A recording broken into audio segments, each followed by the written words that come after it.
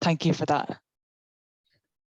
Good morning, everybody, or good afternoon, good evening, wherever you might be in the world, and welcome to this pre-departure webinar for our September intake to the University of Plymouth International College here in the southwest of England. So we'll start by introducing you to our panelists today. My name is Tim Gutzel. I'm Director of Marketing and Admissions for the college, and then I'll hand over to my colleagues to introduce themselves. Hi there, my name is Toby Joseph Johnson, and I'm the Student Experience Manager at UPIC. Hi everyone, my name is Maria. I'm the Student Recruitment Coordinator for the University of Plymouth, and I'm based in Port Harcourt, Nigeria. Hello, my name is Amy Byrne, and I'm one of the admissions officers, and I'm based here at UPIC at our university campus. Thank you, everybody. Yeah, thank you again for joining. We have an agenda, don't we, Toby? If you could click through to the next page. The session this morning might take maybe about half an hour. We have lots of information that we need to share with you, and you can see our kind of agenda here. So the welcomes, meet the team. We'll talk to you about the services in the student hub, so things like the welfare team, counselling, immigration support. We'll talk to you about accommodation, the different accommodation options and how to book both on and off campus. We'll talk you through all of the important dates, including dates to arrival in the UK, term dates and all of that kind of thing. We'll give you information about how to reach Plymouth. So once you're here in the UK, how actually to get from your arrival airport down to Plymouth. We'll talk to you about visas, about the medical centre, about our induction week activities and our semester dates. We'll introduce you to the student union representatives, and we'll talk you through the different UPIC social media channels. So those are also really useful ways of getting important information and getting a flavour of what it will be like to be a student here in Plymouth with us. So moving on, we've covered the introductions. You've met some members of our team. And now we'll introduce you to the UPIC Student Experience team led by Toby, our Student Experience Manager. Thank you, Tim. Whilst you are all on this webinar, please feel free to use the chat and Q&A box. My colleague Amy and Maria will be going through those and be responding to you directly. So if you have any questions, or for those of you who have your hands up, please just wait and one of my colleagues will get in touch with you on Zoom via the webinar, just to give you a chat if there's any queries that you may have whilst we go through this presentation. And so I should have said as well that we'll be sharing lots of information with you, but we'll leave plenty of time at the end for any questions you may have, and we very much welcome your questions. So there are no time limits on this. We'll stay around for as long as you have questions that you would like to ask. Yes, we will. So yeah, student experience team includes myself, so it's managed by me and the team. The other members are across the campus, so they are in the college as well. We've got Anita, we've got Jake, we've got Ray, and we're also led and directed by our Director of Student and Academic Services team, Dr. David Jones. No issue is too big or small. You know, we were here as a first point of contact to deal with any queries around accommodation, arrivals, your timetable, and just seeing you transition and progress across to the university. We want you to be like the gentleman in the photo that you can see there graduating in the next 3 or 4 years, or if you're doing a pre-master's course in the next 18 months. We all want you to be successful, and we're here to support you right from day one.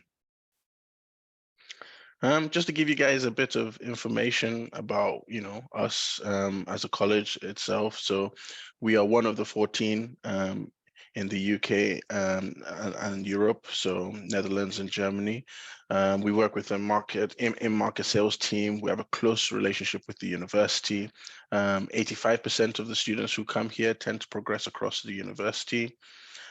We provide, as I mentioned earlier, a soft landing for all of you to help you settle in to UK education system. And we also offer 3 levels of study. So for some of you who mentioned, I mentioned pre-masters and you're probably doing a foundation. Some of you will be doing a foundation course. Some of you will be doing a first year course, and some of you will be doing a pre-masters course. So there'll be different people from all across the world studying different things. So it's a good opportunity to learn across from your peers. Thanks, Toby. I think really important as well to pick up on that point about the 85% success rate. So what that means is more than 85% of the students who join UPick progress to the university. More than 85% of the students who progress to the university graduate successfully with a University of Plymouth degree. So that's really important. It doesn't mean that your success is guaranteed. You need to work with us and concentrate on your studies. But as Toby has described, there's a student experience team, support team here that can help you with all aspects of studying with us and living in Plymouth, living in the UK. So we're here to help. We need your input, your enthusiasm, but if you give us that, then we'll do all that we can to ensure that you're one of the 85% who are successful. Most definitely. And to be successful, you need to know when we're open. 8:30 a.m. to 5 p.m. Monday to Friday. There's a number there that you can ring the reception as well that comes through. And there's also an email address of us here at the Student Experience team. So if you pop an email there, a member of the team will contact you will respond to you within 24 hours. Well, really quick. It's probably less than that, if anything. And we'll try and get to your query as much as possible. For most of you who may have gotten a CAS or have your visas, I'm sure you've had some communication asking for your arrival details. This is one of the main reasons why we need to know when you're arriving, is so that you can get to Plymouth between our working hours and also our partner accommodation team working hours, so you don't arrive late in the evening and nobody's able to assist you. Most of you should hopefully be receiving a copy of our pre-departure guide, so it's very important that you check your emails to stay up to date with any information, either from student experience team, from the accommodation team, or the admissions team that are trying to maybe get an extra document from you.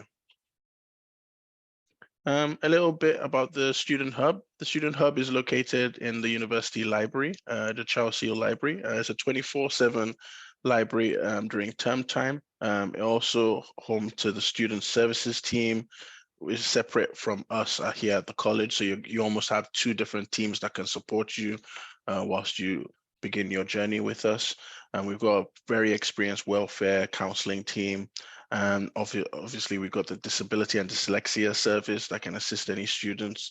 And we've got the student center and immigration team who will help you if you are looking for any extensions in your visa. Maybe during your placement year, you have an opportunity to study in another country. They will help you process that or adapt your visa and give you some, really good professional advice. The other team that's in the Student Hub is the careers department. So the careers team will help you with your CV.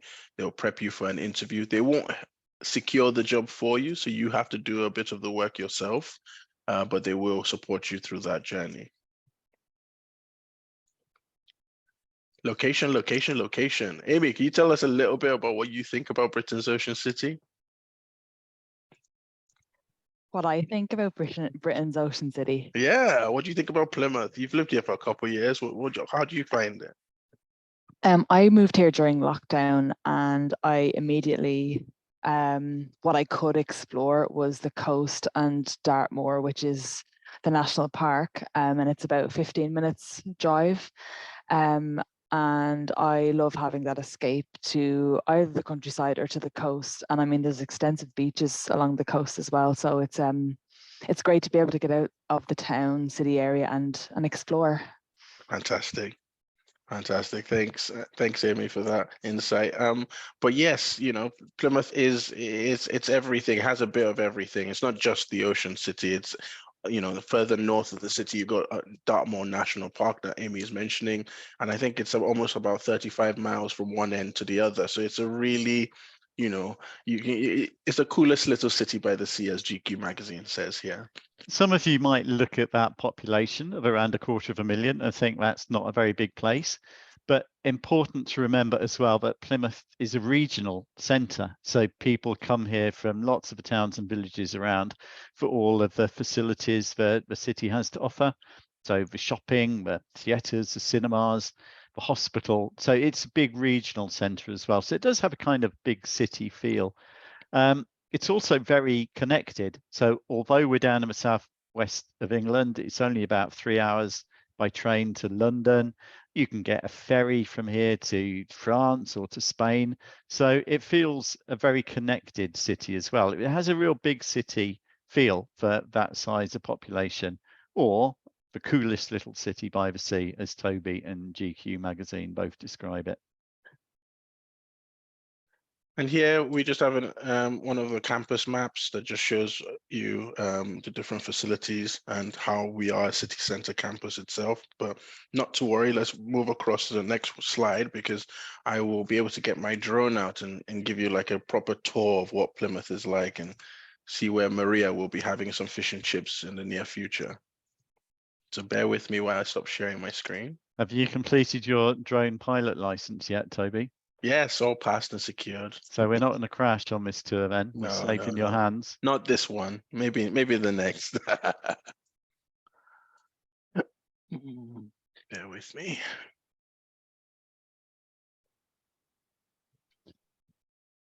I think we're up to date with questions, are we? I can't see any there in the chat or the Q&A, so I think we're up to date. So can everybody see my screen okay? Yep.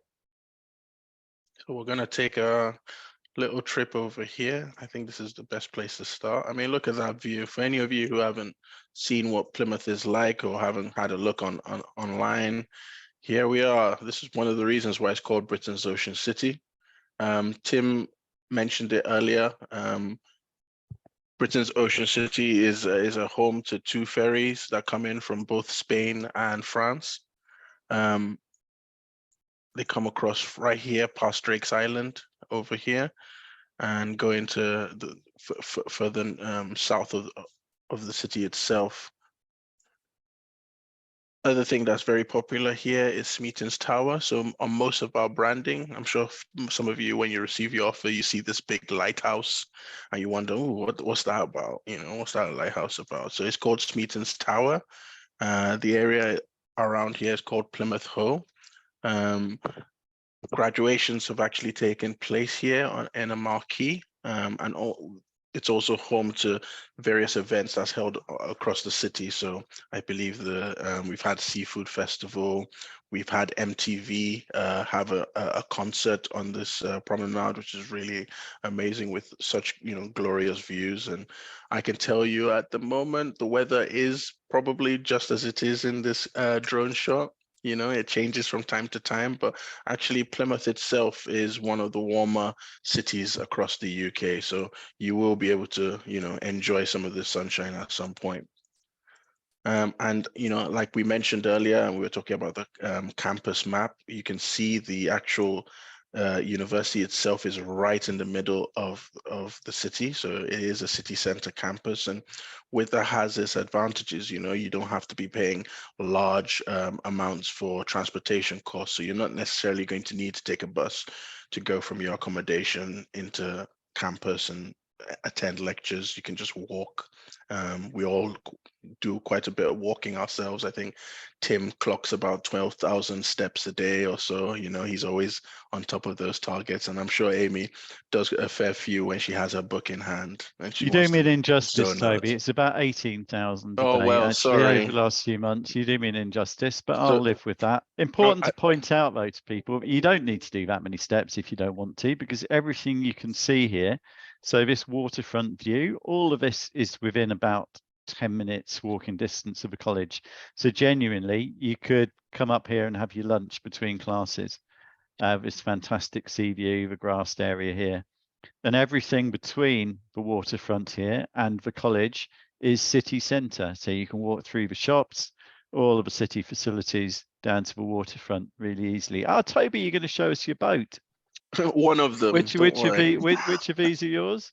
Just one of them. Just one of them. The others are parked in another location. I can't disclose that via this webinar. I'm sorry, but yeah, this is the Barbican that we're hovering by Sutton Harbour, and it has loads of local restaurants right across here. It's a place that quite a few people come over for their lunch breaks and come over for like a day trip from right across, you know, further north of the country and further south in Cornwall.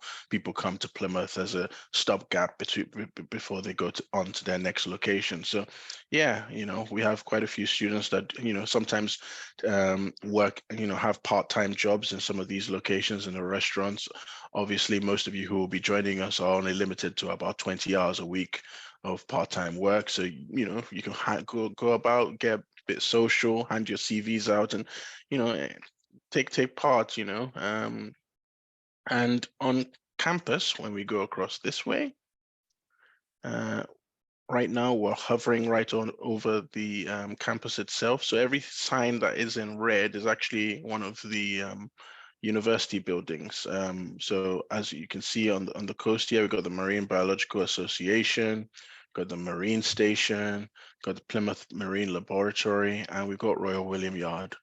Not to worry though, most of your classes will be held right over where we're hovering over. So I think the furthest out would probably be the Cookworthy building. That's on the left that I'm using my mouse, hovering my mouse over. Okay, a bit about the Students' Union. I think it's important that we talk about that a little bit. So where's the college then, Toby, in relation to all these university buildings and the university campus? I will show you right now. Do bear with me. At the moment, I apologize for my impatience. At the moment, with the Students' Union, it has over 300 groups and societies. Within that, we have the Nepalese Student Society, Indian Student Society, Afro-Caribbean Student Society, and we have all sorts. It's not just by the country that you come from, it's also by your interests. So we've got, you know, Hogwarts Society, we've got Harry Potter Society, all sorts. You can, when you all join us, you can form your own student society. So it's something for everyone.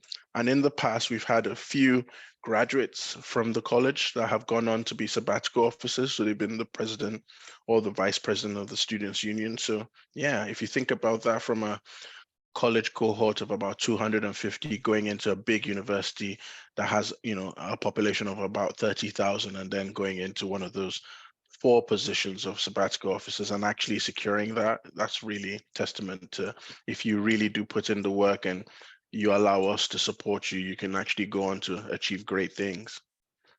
Now, let's go back and show you where the 3 of us, so 75% of us are right now.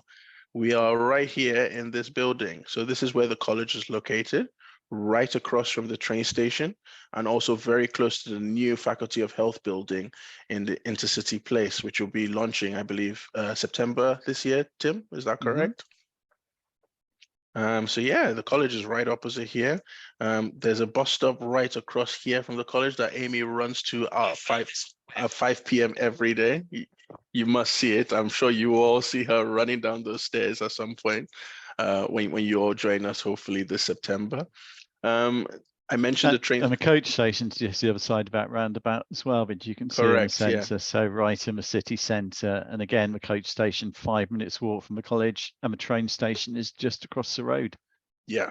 So you're very close to transportation links. And as long as you arrive between 8:30 a.m. and 5 p.m., I'm sure we can arrange for either a member of staff or a student rep to pick you up if needs be. But all the information you will need will be inside your pre-departure guide. So please, guys, everyone on this call, please make sure you're constantly checking your emails, okay? It's very, very important. We also have a multi-faith chaplaincy at the bottom of our street, located here on the corner by Kirkby Terrace. So anybody from any different faith, so, you know, Muslim, Hindu, Christian can attend. And we also have a chaplaincy in there as well. So he sees and monitors everything and keeps most of the students updated, supported by the Student Hub. So there is something for everyone. Just a bit of background for most of you. I graduated from this university in 2010. And in those 13 years, believe it or not, I've seen so many buildings, come up, new facilities constantly. So I'm sure you'll see a bit of scaffolding on campus, but just know that, throughout your journey here, there will be continuous improvement. All right. I think the other thing we can talk about a little bit as well for the people who are a little bit more, how would I call it? Exercise conscious as well. So we've got the Nancy Astor building that holds the university gym. There's loads of activities that take place there, supported with the students' union. So, volleyball team, basketball team, football team as well, for any of you that are interested in sports. And there's also various types of cafes for students who depend, on what your food preference is. There's something for everyone. We could point out where the accommodation is as well, Toby, relative to Absolutely. the campus. So we've got we've got an accommodation provider that we tend to recommend, but it's absolutely optional for all of you. So you can choose who you want, but obviously that comes with its potential risks. The accommodation is just right around campus. So most of you, when you apply to universities, you always think, oh, I have to stay on campus. Not necessarily in this case, because the distance between here, where I'm just hovering on the map, which is just outside of campus, is only a 2-minute walk into campus. So you can actually stay on the exterior part of campus and actually still be close. And also most of all the city center accommodation are secure, so you don't have to worry about any security issues. This is just an example of one of the accommodation outside of campus, so Gilwell Hall, for example. And this is what, one of the smaller self-contained rooms look like. You go here, you got your little kitchen, you can pop in here, you got your amenities, your toasters, your rice, rice in there, I think it is, or is it pasta? A nice loaf of bread and spaghetti. You got all your fridges, your iron there. So it's nice, and it's close to the university, which is great. And it includes most of the services. So any accommodation you take up will have water, electricity, all those utilities included, as well as really good working Wi-Fi. So you can send those emails, you can submit your assignments. And yeah, is there anything I've missed, Tim or Amy, that you'd like me to mention? No, I think that's good. You've given the important point to make is it's a really nice, really convenient place to live. So everything you need, all of the teaching buildings, the accommodation, all of the shops, the waterfront, everything is within really easy walking distance. It's also a relatively safe place to live, with one of the lowest crime rates of any student city in the UK, and a great value for money place to live, with some of the least expensive, best value student accommodation of any student city in the UK. So lots of positives about living, studying in Plymouth. Thank you. Thanks both. I'll just stop sharing. I'll land the drone now, and I'll pop back onto our presentation. Careful you don't crash it. Oh no, don't worry. Professional here. Not to worry. We're safe. No. So yeah, just going back on what we were discussing about accommodation. You can walk to campus within 5 to 10 minutes. There's ensuite rooms available. Complimentary bed packs are supplied for most students. And actually, we're working on a little extra pack that we can provide to you students when you arrive in September. That includes maybe possibly some lanyards, some useful information, a little voucher that you can use for any of you who are, conscious about your haircut or your fancy hair at local barbers or hairdressers. And we also have access to some international supermarkets as well. So it caters to most of you, if you halal preference, if you want to buy African food, Nepalese food, Indian, Chinese, there's something for everyone in the city. So there won't be any need to bring over mom's favorite soup or mom's cooked food when you come over. This is home away from home. All right. Other things include the fact that we've been top 5 UK Young University, top 10 UK Green University. So we're very environmentally conscious as well. And yeah, like Tim mentioned, we don't like to say cheap. We like to say good value. So our prices start from around £100 a week. And you can just simply make an application on our website and book your accommodation. We always, try and get you to book accommodation before you travel, because it's actually an important part of the enrollment process. That £100 may sound like a lot of money, but bear in mind that's probably somewhere like a third or a half of typical London or other big city prices. So it really does compare well, and it's going to be close to campus, so very convenient. Obviously, you'll all be up bright and early and exercising and doing your preparation for classes from about 6 a.m. Should you ever oversleep, though, you can probably oversleep until about 10 to 9 and still be at your 9 o'clock class on those rare occasions. So yeah, the accommodation, great value and very convenient. Ample supply, but we are seeing a huge upturn in the numbers of applications. So the earlier you make your accommodation booking, the greater access you'll have to the full range of the available options. Thank you, Tim. And so, yeah, this next slide just discusses the process from receiving the accommodation booking from our providers and them sending you your tenancy agreement, at which point then you make your payment. And then you complete what you call a right to rent online. And then at that point, before enrollment, hopefully you pick up your keys and then move into your accommodation and start your student journey with us here at UPIC. In relation to booking confirmation, the same as a booking confirmation, Toby? I think so, apparently so, but yeah, good spot. In regards to getting to Plymouth, there are 3 ways.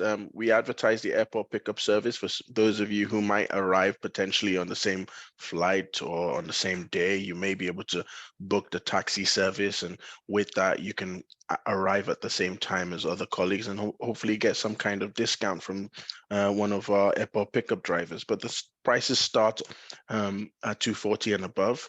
Please, and we can't stress this enough, when you do land at one of the major airports, i.e. Heathrow or Gatwick, please do not just come out of the arrival service and jump into the first taxi you see, or else you'll be paying close to about £600 to £800 to get to Plymouth, because it's about 3 to 4 hours by road. Okay. If you want to book an airport pickup service, use the URL in the slide that I'm showing you right now and make your application, and one of our colleagues will be in touch with you to make your reservation. But there are other ways of getting to Plymouth that are a little bit more affordable. So by train or by coach. By train, you can obviously use the Heathrow Express from London Heathrow to London Paddington. And you can book well in advance and hopefully secure a ticket for under £100. The coach is a little bit longer than taking a taxi or the train. It's about 5 to 6 hours, but also what that comes with is a more cheaper choice of transportation. So if you book in advance now, I'm sure you'd be able to get a ticket that arrives in September for about £20 single. The joy with that is if you're coming with about 2 big luggages, you can just chuck them at the bottom and you don't have to be, carrying them around, so to speak, like you would do on a train if you're moving. Collecting your BRP. So what is a BRP? A BRP is a biometric residence permit. Most of you will be receiving an email from UKVI reporting within the next month or so after you've received your CAS. And in that email, they'll be asking you to complete what we call a right to study check. Within that link, you need to upload a copy of your biometric residence permit. So it's very important that when you arrive in the UK, you make your journey to Plymouth and pick it up from the post office. Don't worry if any of you find this confusing, not to worry. All this information is in the emails that we've been sending to you. So like I have been stressing from the beginning, it's very important for you to check your emails and see this information so you can move to the next step. A bit about the University Medical Center, Tim. Do you want to talk about that and the IHS and payments and what that means essentially? Yeah, sure, absolutely. So the University Medical Centre is right on campus.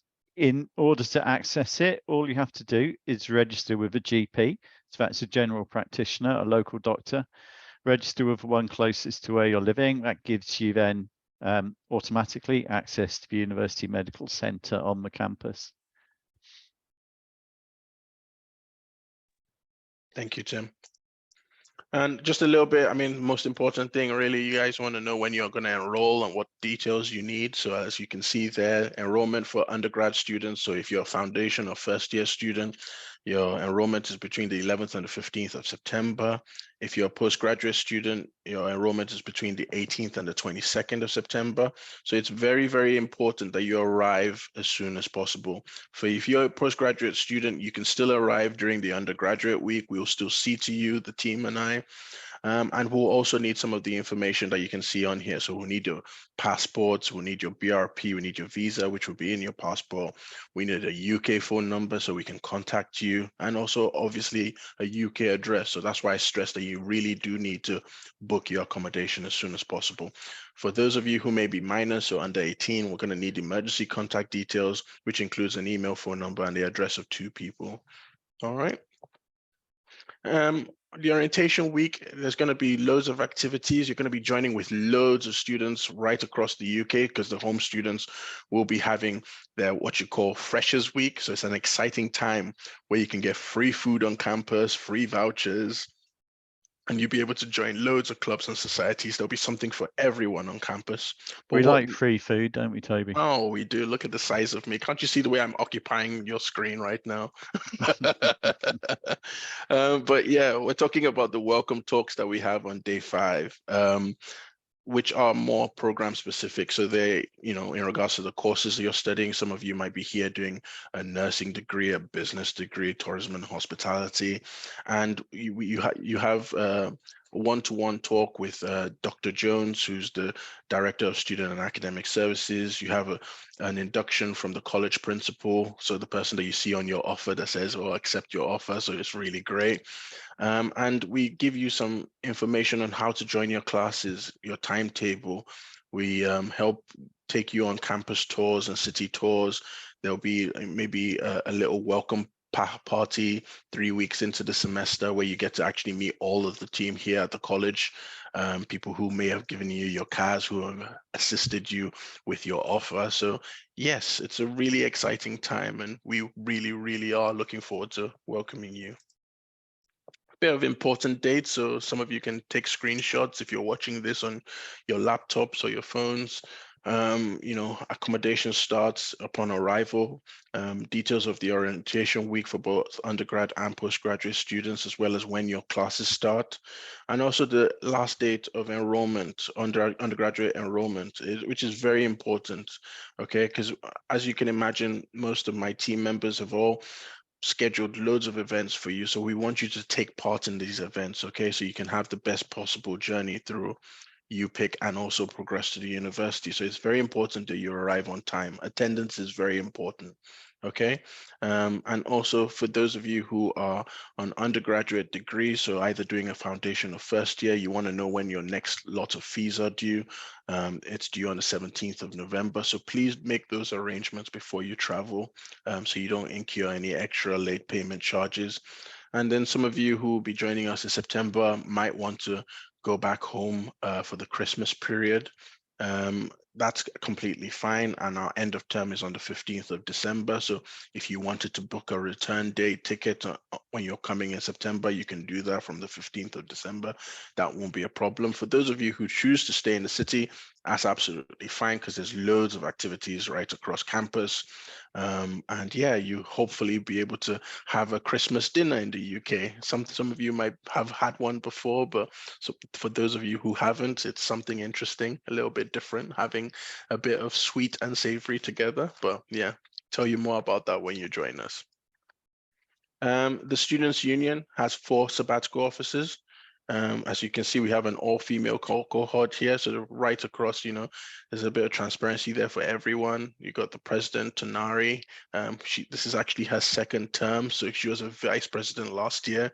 So you can stay on for 2 years if needs be. got Isla Simone, Daniela, who's well-being, and we've got Darcy Jones, the VP in education. So they'll be there as your first point of contact at the Students' Union if you had any queries or if there's anything that you wanted escalated to a senior body at the university. And here are our social media channels. I think we've included one more since then, which is the Thread, which is the new app that's just come up. But please, please, please, if you can, follow us on social media. It's very important because it's another way of us communicating with you, our students. It has loads of different information. For example, only last week I was in Nigeria, so I had some pre-departure events. Some of you may have joined us there at those events, but it would be good to just have an idea of what to expect and what life is like in UPIC. Absolutely right, Toby. And as you say, we are on Threads as well now. So we have all of these media. And as I mentioned at the start, go and have a look at our YouTube channel, because we'll post a recording of this session up there, but we also have lots of other material on there, interviews with tutors, with students from different countries all around the world. So there's a host of information there available to you, along with the pre-departure guides and the orientation guides that we'll send out over the next few weeks, which gives you all the information you need about joining and what happens in the first few weeks as well. So do check your emails regularly, because we will need to send out to you information that you'll need to read. So keep an eye on your emails, but yeah, have a look at all of our social media as well. It's a wealth of information there. Absolutely. Thank you, Tim. And just to wrap up, these are our contact details for Tim and I. If you have any questions, like earlier in the presentation, I put the student experience email. And yeah, just feel free to get in touch with us. No question there's no such thing as a stupid question, okay? It's always important to ask. And, if you forget during the session, that's fine. You can drop us an email later on. And if you want to pick up the phone, feel free and just dial our number. We'll be happy to help. Now we're going to move to the interesting bit. We're going to do a little bit of role play where I'm going to ask Amy, Maria, and Tim a couple questions, and I want to see their replies, see whether they've been listening in on this presentation. Scary stuff. Very scary. If I get it wrong, do I lose my job, Toby? If you get it wrong, you don't get your CAS, Tim. I don't get my CAS. No, you don't get your CAS. You don't get to come and study here. Can you ask Amy all the questions then? Maybe, Amy. How can I enroll if I haven't received my visa yet, Tim? You can't. Can you not? If you need a visa to come study with us, not everybody does from every country in the world, but if you need a visa, you will need that to enroll. So you probably understand the process quite well, but when we have all of the information that we need from you and you have your unconditional offer, that's when we send you a CAS. So that's your certificate of acceptance for studies, and that's what you will need to make your visa application. So you need the CAS from us so that you can use that to apply for your visa. When you have your visa, let us know, confirm all of your travel arrangements, let us know when you're arriving. So those are the different steps in the process. But yeah, if you need a visa, you can't enroll, you can't travel, you can't enroll without one. Did I pass? I think you did. I think you did all right. I think I'll give you an 8.5 out of 10. What was the 1.5 it was missing then, Toby? What was the perfect answer? I guess the perfect answer would be like, no, I can't study online, or no, if I haven't picked up, if I haven't, picked up my BRP, I can't enroll, So yeah, for most students, if you're unable, there's under no circumstances are we allowed to enroll you whilst you're online. So we can't enroll you if you're in your home country. We can't enroll you if you're in another city. You need to be here physically at the college for us to complete your enrollment. But yeah, very good answer, Tim. Thank you. Thank you. Thank you very much. And Amy, can I live anywhere in the UK? I've kind of answered that, but yeah, can I stay at my brother's or my sister's in Southall or in Birmingham? You can't, Toby, I'm sorry to say. The reason for this is your timetable will have lessons daily spread throughout the day. So you need to be available to come to the college each morning, Monday to Friday, If you can't provide us with an address in Plymouth or within, say, 45 minutes of the college, then we won't give you a timetable, I'm sorry to say. Oh, that's a shame. But yeah, thank you so much, Amy. It's good that I know that now, so I can make plans and book my accommodation. I'd give Amy an 8.6 for that answer. I give her a 9. Would Christ. you? Yes, absolutely. Thank you, Amy. Generous. Maria, can I work to fund my studies and accommodation? Definitely no. What the few hours you're allowed to work as a student and what you earn from that will only support a little part of your daily expenses, but not sufficient enough to pay for your studies and accommodation. So coming over to study here, you don't have to rely on the few 20 hours a week. You have to do the student job to support your studies. You should have sufficient funds from home to support your studies. Fantastic. Thank you so much, Maria. See, Maria gets a 10 because she finished off with that nice soundtrack at the back, which is great. We could put some numbers to it. So with a student visa, you're allowed to work up to 20 hours per week during term time. Correct. And more hours during holidays. So realistically, you might expect to earn around £10 an hour. So that would be around £200 a week. So you need to do the maths yourselves to know how far that's going to go. That could more than cover your accommodation, but you'll still need money for tuition fees, for food. So as Maria quite rightly said, you can't be fully self-sufficient from working in the UK. You need to have funds in advance. Yeah, I think when we did the calculation, we did it on the basis of potentially earning £10 an hour, which is around the minimum wage. We said you're only limited to 20 hours a week times 52, which is 1,040, I believe. Quick maths. And then if you multiply that by the number of months, 10,000. Yeah, 10,400, and then divide that by 12, then unfortunately it works out at about £866 a month. Now that can't cover your accommodation because most of you who are studying or have accommodation here, you need to in some cases pay it per semester. So unless you have a UK guarantor, you can't make a monthly payment. So that money is, if you have a job, just for pocket money, just to maybe top up your phone, maybe have the odd KFC or McDonald's meal or the health meal if you're like Tim, fish and chips, etc. But yes, no. In regards to asking that question, and Maria answered it properly, can I work to fund my studies and accommodation? Absolutely no. Toby, when do I have to pay the second installment of my fees? Can I have an installment plan? Can I pay it weekly? So if you £10 a week, is that okay? No, unfortunately. For those of you who are on a foundation or first year degree, your second lot of installment of fees are due on the 17th of November. Okay.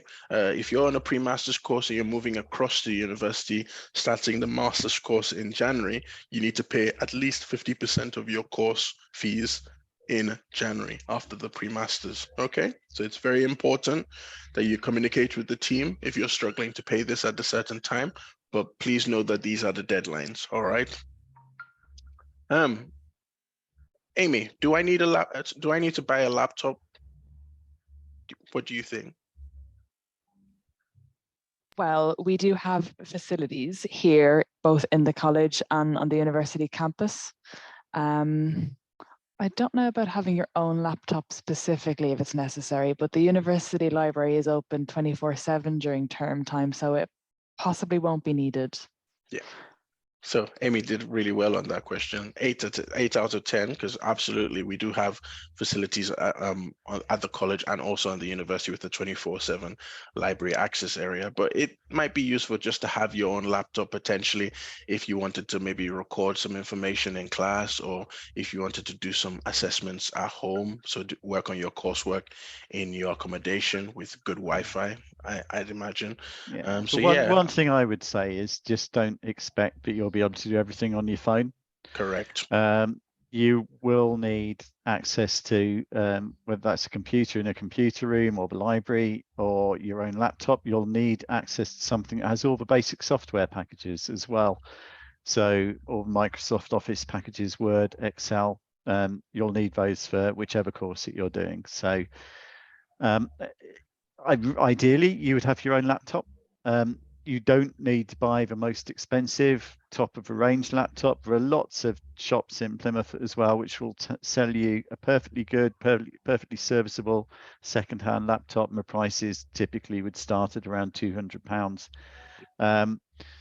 So even though you have those computer rooms, you're going to want to do some work in your own room or somewhere else as well. And having a laptop means you can get up and walk with it, and you have connectivity all over campus with the Eduroam Wi-Fi. So yeah, highly recommended. Thank you, Tim. What's the last day I can arrive in the UK, Tim? Ooh, well, now let me see. For postgraduate students, we don't allow any late arrival for the pre-masters program. That's very much for your sake, because the pre-masters program is a much shorter program. So if you miss any of it at all, you're going to be making it much harder to keep up. So the teaching for the pre-masters program starts on the 25th of September. So we want all our students to be enrolled at the latest by the Friday before the teaching starts. So the enrollment starts on the 18th. Ideally, you'd be there for the induction week that starts on the 18th for postgraduate students. The latest enrollment would be the Friday at the end of the induction week, which is the 22nd. Then teaching starts on Monday, the 25th. For undergraduate students, teaching starts on Monday the 18th of September, and induction starts on Monday the 11th of September. For undergraduate students, so that means foundation or year one, we have a little bit more flexibility about the last enrollment date, but the absolute last date for enrollment for undergraduate students would be the Friday at the end of the second week of teaching. So for the September intake, that would be Friday the 29th of September.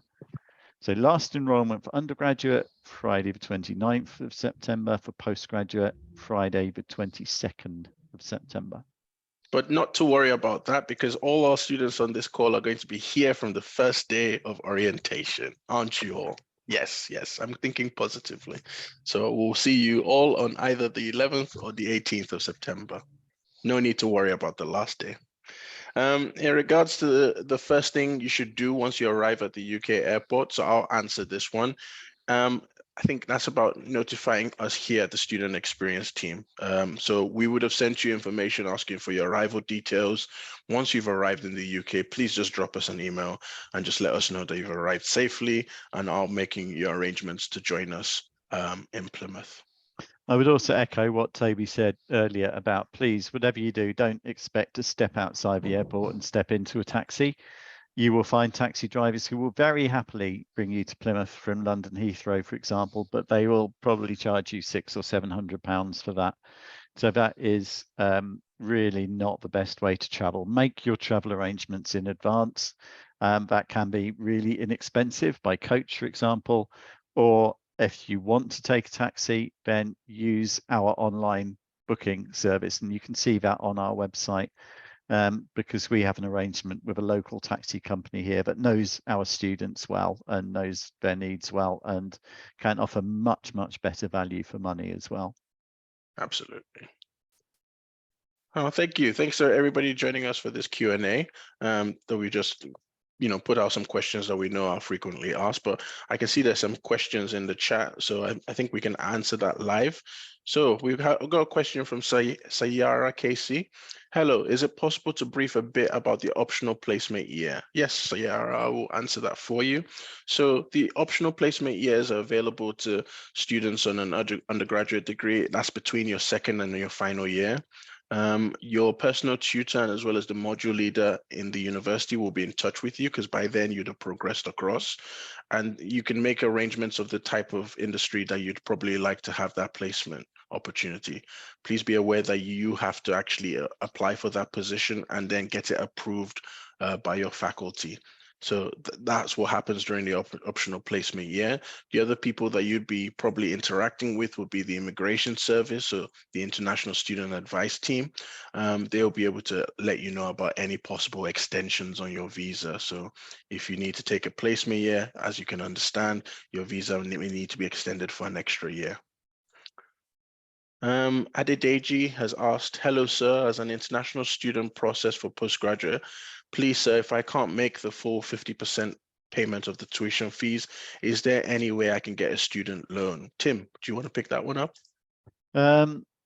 Yeah, sure. I think you probably won't like the answer to this very much, Elizabeth Adedeji. We require at least 50% payment. No, sorry, you're actually saying you're a postgraduate student. So we need 100% payment of the tuition fee for the pre-masters program before we can issue the CAS. And the CAS is what you need to apply for the visa. There won't be any loans or scholarships available from the college or from the UK government. If you're looking for a loan, that would be something you would need to organise back in your home country. But unfortunately, no, we need 100% payment of the pre-masters fee in advance before the CAS can be issued. Okay, thank you. As a foreigner, what is not expected of me to bring into the UK, and you pick, what are you expected of me to bring into country? Ibrahim Tijani, what I'll do is I will pop you a link to the UKVI or the government website that says things that you shouldn't be bringing across into the UK. That'll give you a good insight. In regards to from the college perspective, we said, you know, potentially you're going to need a laptop, but you can buy one here locally in Plymouth, so not to worry. I'll pop it in the chat so you can see that. Ibrahim then goes on to ask about own local foodstuffs as well, Toby. I think I just, you don't need to bring food from home, seriously. So there are food shops, supermarkets in Plymouth that cater to the food needs of people from all around the world. So for South Asian food stores selling Indian, Pakistani, Bangladeshi food. There's even a little Nepalese cafe in the market. So I think wherever you're from, there are West African shops as well. There are West African cafes where you can order your jollof. So really don't bring food with you. I think pretty much anything that you're familiar with from home, you can also find in Plymouth. Yeah. And you also run the risk as well. If you're bringing food into the country, some of that is prohibited. So you don't want to take up space in your luggage just to lose it when you try and enter the country, because the authorities tell you it might be carrying viruses or anything like that. So I just recommend against bringing food. I think you can be pretty sure of finding it here. Yeah. And, you know, just to give you some background, Ibrahim, because I think from your name, I think you're Nigerian. Tim loves plantain and he gets a nice supply from here in Plymouth, so not to worry. We have some nice plantain chips in the office at the moment, don't we? Yeah, we do. Or at least Amy does. She's keeping them to herself, not sharing, because they're so good.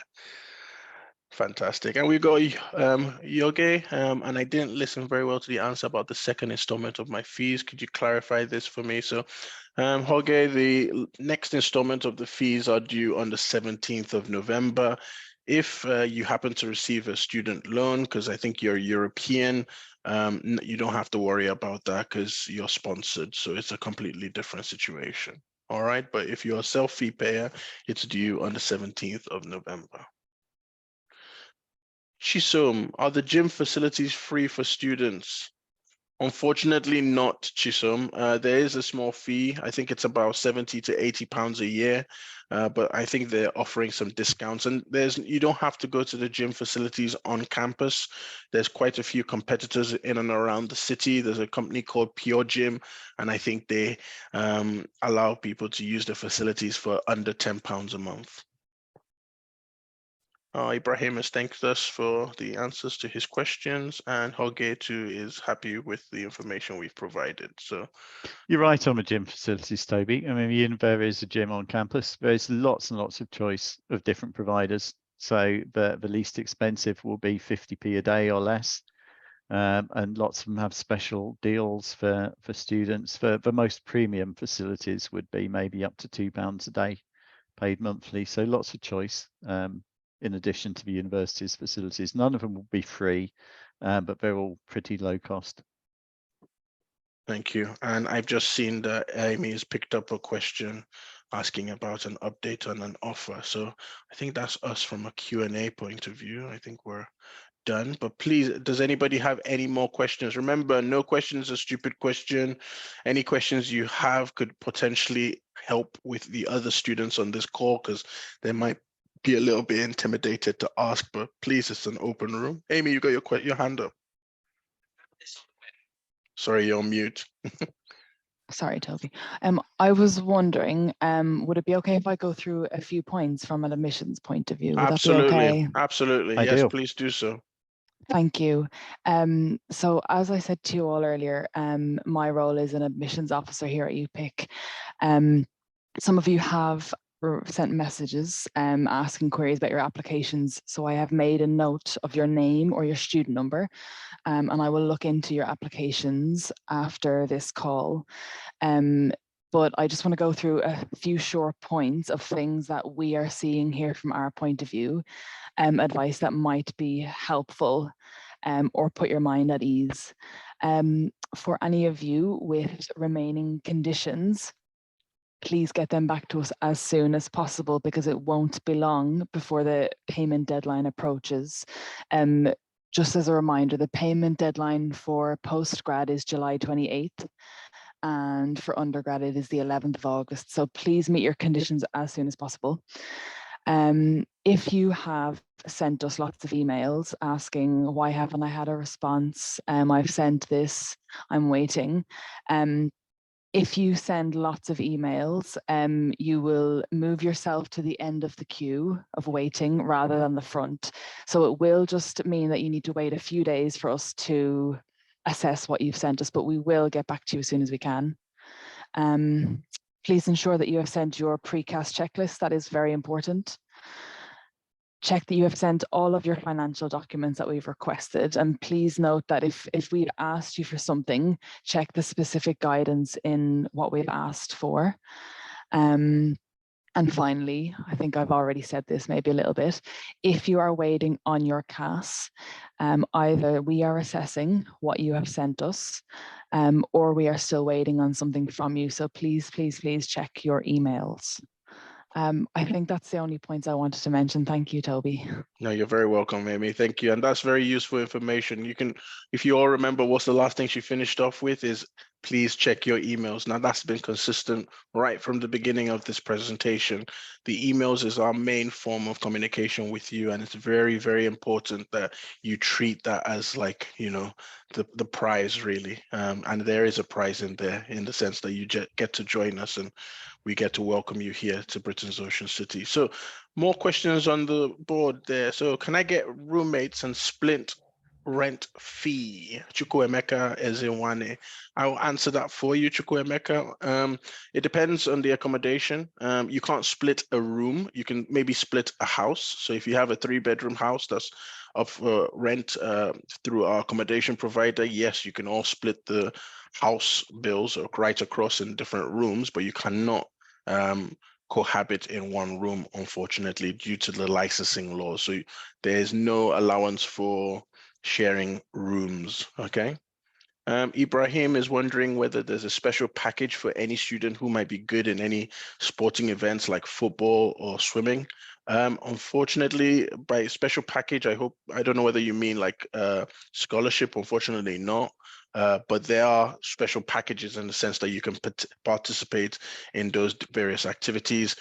Football, we've got a charity that works with us called Plymouth Hope, and they play in different divisions, so you can participate in some football activities. And from swimming, we've got an Olympic record holder here in Plymouth, who is a local who used to do some diving and swimming at the Life Center, which is literally 10 minutes walk from the college and the university.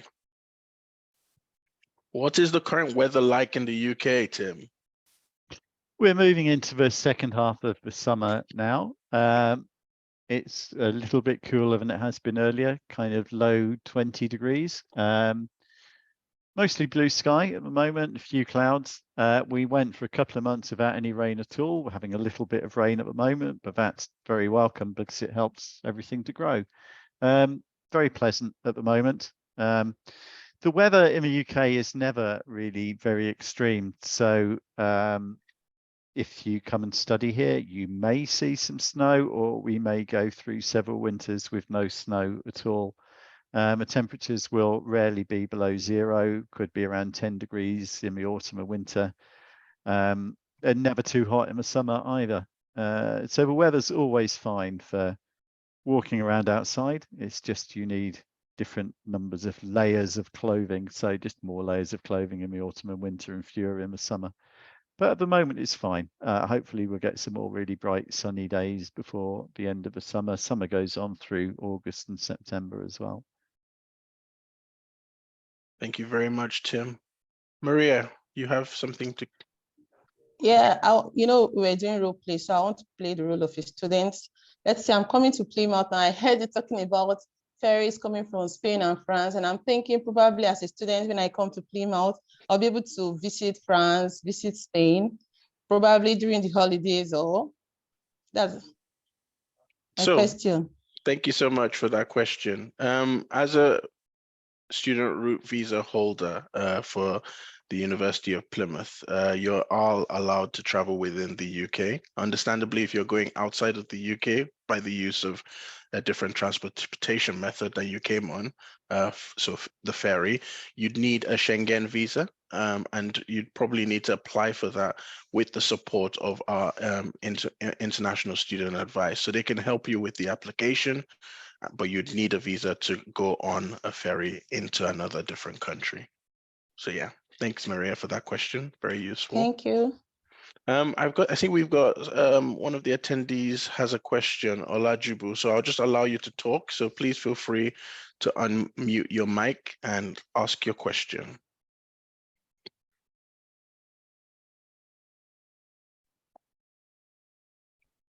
All right. Hello. Hi, good afternoon. Yeah, good afternoon, sir. How can we help you? Yeah. Okay. So my question is based on my IELTS results, because the school required me to have 5.5 in each band, and I only had 5.0 in my writing. So will that affect my unconditional offer, because I provide my NECO results and my English I had a good scores in English. So thank you so much for that question, Olajubu. If you do me a favor and just write your student ID in the chat function, my colleague Amy will take that information down and she'll be able to reply to you directly. Okay. Okay. All right. Thank you. And also, yeah, go on. So this last question, please. I said, if I'm unable to pay my tuition deposit in full, will I be eligible to get the CS? So the CAS needs a full tuition deposit to be paid. We can't release a CAS without a full tuition deposit. Okay. All right. So you said the deadline for the tuition deposit is August 11. If you are doing an undergraduate degree, I believe, yes, that's correct. Like for the undergraduate? I believe so, yes. Thank you so much for joining us, Olajubu. Thanks.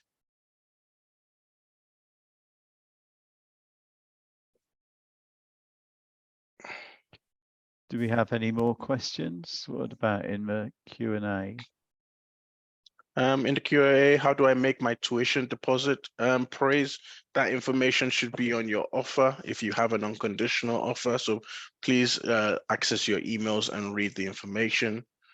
For those students who do exceptionally good in their studies, is there any scholarships? Oh, very good answer, Sayara. It depends on the faculty that you're studying, understandably, but we have progression scholarships. So for students who do academically well, so perform well. By performing well, that's getting an average of 70% and above. And also attend having well attendance. as well. So attendance is really important. So yeah, Yeah. attendance can actually help you get a progression scholarship.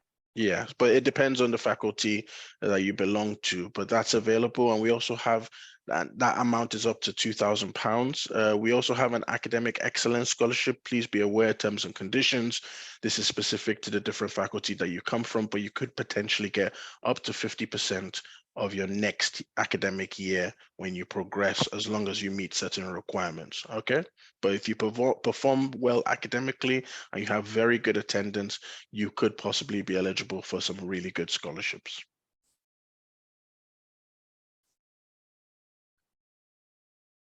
Thanks, Tim, for dropping the information about Schengen area. I can see we've answered 31 questions now in the Q&A, so Yes. that's great. So I'd just like to thank everybody, all participants, for their engagement, because yeah, I think that averages a question pretty much per participant. So it's always so much better when you get involved and we have the opportunity to receive and hopefully answer your questions. So thank you everyone for that. We'll just take 3 more questions and then we shall wrap it up. So hello again, hi Yoge. Will we have a fridge and kitchen stuff in our rooms? Not in your rooms, but in your actual apartment or within the house? Yes, of course, there will be a fridge and kitchen items. And in some cases, the accommodation provider provides cutlery and yeah, all sorts in the bedding pack. So that should be fine. Ibrahim, Johnny, apart from the school fees, how much am I supposed to have in my own account before the UK can allow me to come and study in your school? Ibrahim, what I'll do is I'll drop you the URL that shows how much you have to have for living expenses, as well as the remainder of your deposit. I think the amount is 9,207 for living expenses, and that is in addition to the outstanding balance of your first year or your academic year fees. Okay, so if you've paid us 50%, it's the other 50% plus 9,207. But please make sure you keep on checking the website for any possible changes. Chisom, I received my CAS, but £25 is remaining. How can I pay without affecting my CAS? Interesting. Chisom, if you've received your CAS and you still have money outstanding, that's fine with that £25. I think you can just make the same payment to the same bank that you'd made your deposit. But if you have any more queries on that, please drop your student ID into the chat and contact my colleague, Amy, or actually you can contact the admissions team. So what I'll do is pop the admissions email in the chat, so you can drop them an email about any questions you have. So have a look in the chat, drop my colleague an email. Please make sure you include your student ID, because I know there's loads of you here that think we know you personally via your email address. It's a lot harder to identify you. So it's very important that you put your student ID or your application number in as a subject. Okay. Yeah, so we've, I think we can wrap up now. I think we're 1 hour, 10 minutes into this webinar. Thank you so much, panelists. So Tim, Maria, Amy, for joining us today. Thank you to all our guests. Thank you for the useful, engaging questions. And we do hope you have a good afternoon, good evening, good morning, wherever you are. Good night as well. And good night. And yeah, thank you so much for joining us. And we look forward to welcoming you to UPIC and Britain's Ocean City. Yeah, thank you, everybody. Just to echo what Toby said, thank you to my colleagues, to Maria, to Amy, to Toby, for his excellent drone piloting skills as well. And thank you to all our participants. Great to have such a good turnout and to have such engagement and great questions. So thank you, everybody. As I said at the start, we'll end the recording now, but we'll post the recording on our YouTube channel and we'll share the link with you all by email just as soon as we have that. So yeah, thanks everybody, and we look forward to seeing you soon. Thanks everyone. Bye.